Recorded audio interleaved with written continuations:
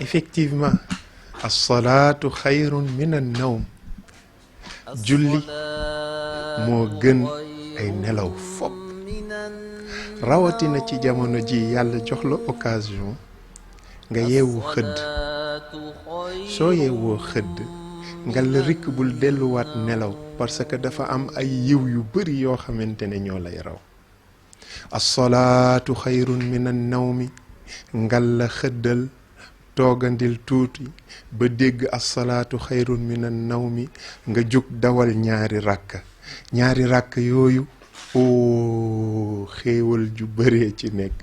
yonent bi sallallahu alayhi wa sallam dafay wax ne rakaatayil fajri xayrun min ad-dunya wa ma fiha, ñaari ràkkay fajar moo gën àddunaak la ci biiram. ñaari ràkka yi nga xamante ne moom ngay naafila julli ko rek laata ñuy wax bismillah pour ñun ñëpp ñu àndandoo julli, yonent bi nee na moo gën àddunaak li ci biiram. weeru koor dañuy yeewu pour xëdd, saisiral occasion boobu. bul mel ni gaa yi nga xamante ne yàkkamti nañoo xëdd guux ndox daal di dem tëddi pour yeewu 9 heures.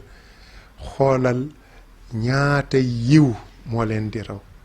lan ngeen di xalaat ci julli goo xamante ne naafilaam rek la yonent bi wax ne moo gën àddunaak la ca biiram. kon julli faratay fajar nag tuyaaba bu rëy moo ca nekk.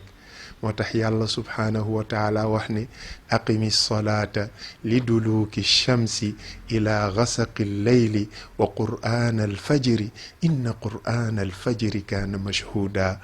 julli fajar malaaka yi dañ koy teewe di bind turu ñi nga xamante ne ñoo ko fekkee. moytul ñu ñëw di rappeler gaa yi dem ci yàlla ne Samba Njaay nelaw rek la fi nekkee. demal julli ji waay. as-salaatu xayrun min an-nawmi. fajar lu neex la.